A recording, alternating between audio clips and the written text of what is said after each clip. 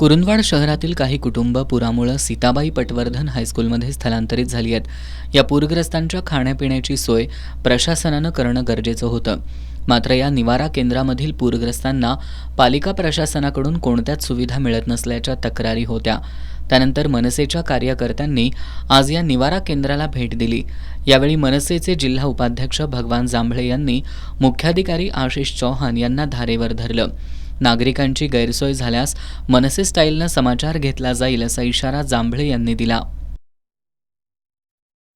तर महाराष्ट्र नवमान सेनेच्या शिष्टमंडळ आम्ही या ठिकाणी पूरग्रस्तांची मदत आणि काय त्यांना कमी पडते हे बघण्यासाठी या ठिकाणी आलो होतो। या ठिकाणी आल्यानंतर आमच्या शहर अध्यक्ष ज्योतिताई शिकलगार यांच्या माध्यमातून काही गोष्टी कळाल्या की या ठिकाणी सकाळचा नाश्ता वेळेत मिळत नाही, जेवण वेळेत मिळत नाही, संध्याकाळचं नाही, लहान मुलांचं त्या ठिकाणी चौकशीच केली नाही प्रशासनानं। आणि ह्यांना अपेक्षा आहे की लोकांनी सांगावं की हे माझ्याकडे लहान मुलं आहे त्यांना द्यावं, दुधाची व्यवस्था नाही, ह्या सगळ्या गोष्टी होत्या।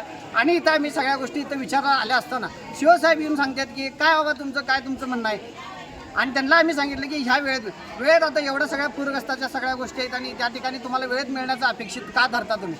हे उत्तर प्रशासनाकडनं येणं अपेक्षित आहे का मला सांगा बघूया।